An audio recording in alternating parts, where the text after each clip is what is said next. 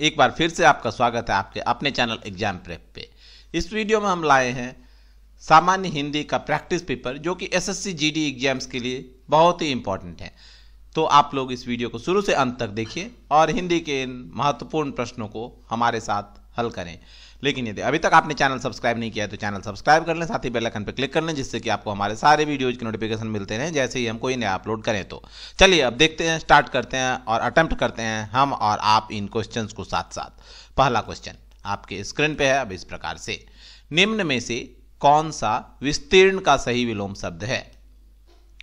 उत्कीर्ण, संकीर्ण, अनुत्तीर्ण या फिर विकीर्ण?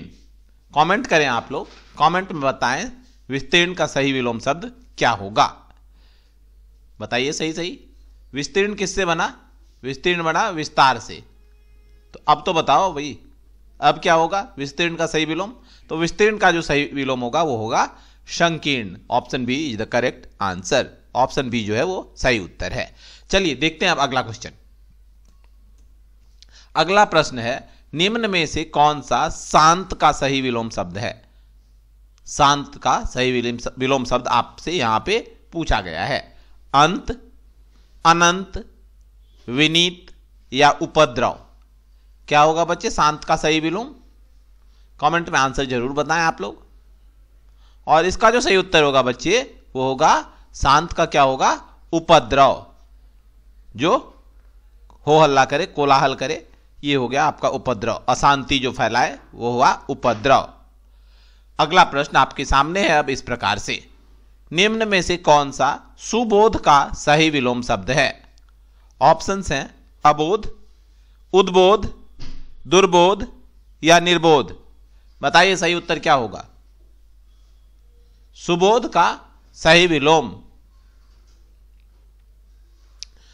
सुबोध मतलब क्या होता है? कमेंट में बताइए आप लोग। सुबोध का जो विलोम होगा वो होगा दुर्बोध। अगला प्रश्न आपके सामने है अब इस प्रकार से, किस कहावत का अर्थ अधिक परिश्रम से कम लाभ होना है? ऊंची दुकान फीकी पकवान, खून पसीना एक करना, खोदा पहाड़ निकली चूहिया या फिर नाम बड़े और दर्शन छोटे।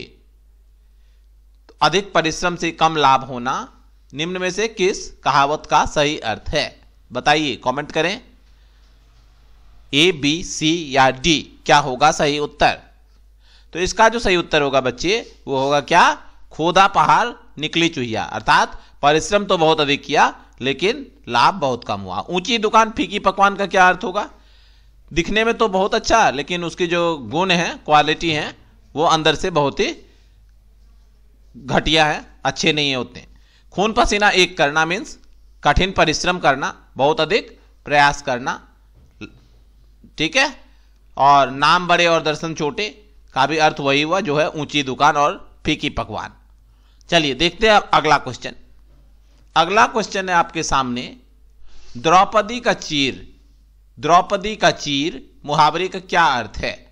ऑप्शंस हैं लज्जाहरण, अत्यधिक कुरूप, बहुत पवित्र या फिर ऐसी वस्तु जो खत्म न हो। तो बताइए द्रौपदी का चीर का क्या अर्थ है? द्रौपदी का चीर का जो अर्थ है सही वो है ऐसी वस्तु जो खत्म न हो। वो है द्रौपदी की चीर मुहावरे का सही अर्थ। अगला क्वेश्चन आपके सामने अब इस प्रकार से, गाल बजाना मुहावरे का सही अर्थ क्या होता है? ऑप्शंस हैं दुलार करना, डींग हाँकना, सुंदर दिखना या फिर आकर्षित होना। तो गाल बजाना का सही अर्थ क्या होता है बच्चे? सदा अपनी गाल न बजाया करो, अपनी गाल बजाते रहना अच्छी आदत नहीं है। बताइए सही उत्तर क्या होगा बच्चे? तो इसका जो सही उत्तर होगा वो होगा डींग हाँकना, अपनी प्रशंसा करते रहना। गाल बजाना मीन्स क्या होता है? अपनी प्रशंसा करते रहना। ये हुआ क्या? गाल बजाना, ठीक है। चलिए देखते हैं अब अगला क्वेश्चन। निम्न में से किस विकल्प में दिया गया वाक्य शुद्ध है? ऑप्शंस हैं वह प्रातः काल घूमने जाता है, शत्रु मैदान से दौड़ खड़ा हुआ, राहुल की पत्नी विद्वान है या फिर वह फूलों की प्रदर्शनी, वहां फूलों की प्रदर्शनी बुलाई जाने वाली है। बताइए क्या होगा सही उत्तर, ए, बी, सी या डी? कौन सा वाक्य शुद्ध है? तो यहां जो शुद्ध वाक्य है बच्चे वो क्या है? ऑप्शन ए जो है ये वाक्य शुद्ध है। ठीक है, ऑप्शन ए में दिया हुआ वाक्य शुद्ध है, बाकी में अशुद्धियां हैं। शत्रु मैदान से दौड़ खड़ा हुआ नहीं होगा, क्या हुआ? भाग खड़ा हुआ। ठीक है, राहुल की पत्नी विद्वान है, तो यहां पे गलती कहां पे? अशुद्धि है विद्वान में, विद्वान नहीं होगा। महिला के लिए क्या प्रयोग होता है? विदुषी का प्रयोग किया जाता है। और वहां फूलों की प्रदर्शनी बुलाई जाने वाली है, नहीं होगा, लगने वाली है या लगाई जाने वाली है। ठीक है, चलिए देखते हैं अब अगला क्वेश्चन। प्रश्न आ गया आपके सामने। प्रश्न है, निम्न में से किस विकल्प में दिया गया वाक्य शुद्ध है? यहां भी आपको शुद्ध वाक्य की पहचान करनी है। हत्यारे को मृत्यु दंड की सजा मिली, द्वार में केवल एकमात्र दरवाजा है, बेटी पराये घर का धन होता है, या फिर निराशा की बदली छाई हुई है? बताइए सही उत्तर क्या होगा? और इसका जो सही उत्तर है बच्चे वो होगा ऑप्शन नंबर डी, निराशा की बदली छाई हुई है। ये सही वाक्य है, बाकी में गलतियां हैं। हत्यारे को मृत्यु दंड की सजा मिली, यहां पे ये की सजा नहीं होगी, हत्यारे को मृत्यु दंड मिली। द्वार में केवल एकमात्र दरवाजा है, तो केवल और एकमात्र दोनों साथ साथ नहीं आएगा, या तो होगा एकमात्र दरवाजा है या फिर होगा केवल एक दरवाजा है। बेटी पराये घर का धन होता है, तो धन होता है नहीं होगा, बेटी पराये घर की धन होती है। ठीक है, और निराशा की बदली छाई हुई है, ये तो बिल्कुल सही है। अगला क्वेश्चन अब आपके सामने है इस प्रकार से, निम्न में से किस विकल्प में अशुद्ध वाक्य है? पिछले दो क्वेश्चन में आपसे शुद्ध वाक्य पूछा गया था, यहां पर अशुद्ध वाक्य पूछा गया है। यह पानी का कुआं कैसे सूख गया, विंध्याचल हरा भरा हो गया, रमा ने अपनी सहेली को उपहार दिया, या फिर तुम्हारा यहां क्या काम है? बताइए कौन सा वाक्य गलत है, अशुद्ध है? ए, बी, सी या डी? कमेंट करें, रिप्लाई करें, आप लोग जवाब दें क्या होगा सही उत्तर। और इसका जो सही उत्तर है बच्चे वो है यह पानी का कुआं कैसे सूख गया। ये नहीं होगा, क्या होगा सही? यह कुआं कैसे सूख गया, पानी का कोई जरूरत नहीं है। ठीक है, चलिए अब देखते हैं अगला प्रश्न। क्वेश्चन आपके सामने आ गया, निम्नलिखित विकल्पों में से किस विकल्प में शुद्ध वर्तनी वाला शब्द है? वर्तनी की आपको पहचान करनी है, बताइए सही उत्तर क्या होगा, ए, बी, सी या डी? चारों ऑप्शन देखें आप लोग और कमेंट में रिप्लाई करें, कमेंट में उत्तर दें कि सही उत्तर कौन सा होगा, सही उत्तर कौन सा होगा। यहां पे दो ऑप्शन सेम आ गए हैं, चलिए एक को चेंज कर देता हूं मैं, इसको हम लोग कर देते हैं आरोग्य। बताइए कौन सा ऑप्शन सही होगा अब? तो ऑप्शन डी जो है यह है सही उत्तर, आरोग्य होगा सही उत्तर। ठीक है, चलिए देखते हैं अब अगला प्रश्न। निम्नलिखित विकल्पों में से किस विकल्प में शुद्ध वर्तनी वाला शब्द है? प्राकथन, प्राकथन, प्राक्तन या फिर प्राकथन? बताइए इन चारों शब्दों में से कौन सा शब्द शुद्ध है, आपको यह बताना है। ठीक है, बताइए फटाफट से कौन सा शब्द शुद्ध है, ए, बी, सी या डी? तो इसमें जो शुद्ध शब्द है वो क्या है बच्चे, वो है प्राकथन। प्राकथन इस प्रकार से लिखा जाता है, ऑप्शन बी जो है यह है सही उत्तर। अगला क्वेश्चन, यहां भी आपसे पूछा गया है किस विकल्प में शुद्ध वर्तनी वाला शब्द है? संश्लिष्ट शब्द दिया गया है, किस प्रकार से लिखते हैं संश्लिष्ट शब्द, ये आपको बताने हैं, ए, बी, सी या डी? बताइए सही उत्तर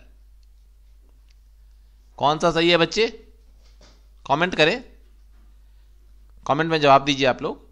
और इसका जो सही उत्तर है बच्चे वो है ऑप्शन कौन सा, जिसमें इस प्रकार से लिखा हुआ है वो ऑप्शन कौन सा है, बताइए। ये ऑप्शन नंबर डी जो है ये है सही।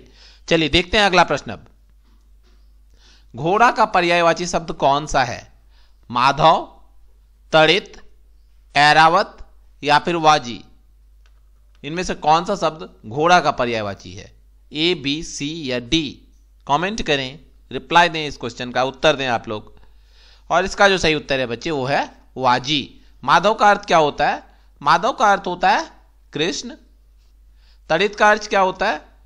बिजली, जो बिजली गिरती है, तड़ित चालक सुना होगा आपने। ऐरावत का क्या अर्थ होता है?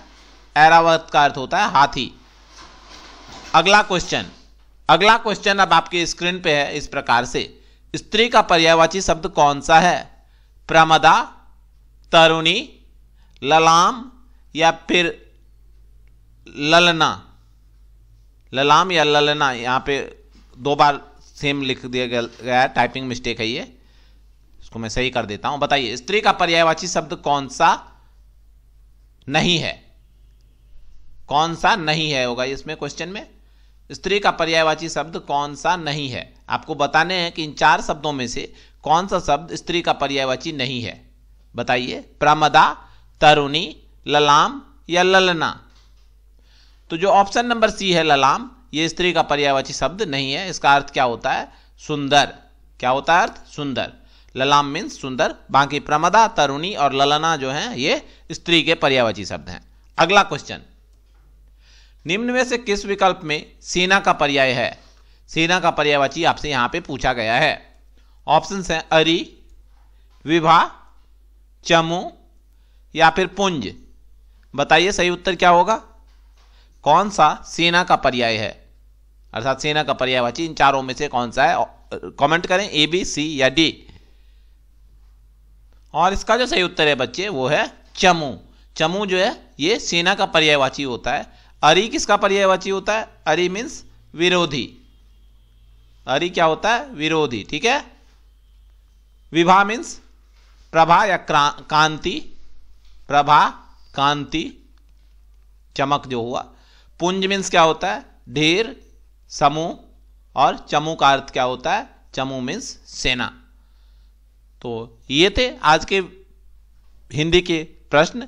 वीडियो आपको कैसा लगा? अच्छा लगा तो लाइक बनता है, लाइक करें वीडियो को, और अपने विभिन्न groups WhatsApp, Facebook, Telegram, Twitter और अपने दोस्तों के बीच शेयर करें, और चैनल को सब्सक्राइब कर लें क्योंकि यहाँ पे चल रही है एग्जाम स्पेसिफिक तैयारी। धन्यवाद दोस्तों, मिलते हैं अगले वीडियो में बहुत जल्द। धन्यवाद।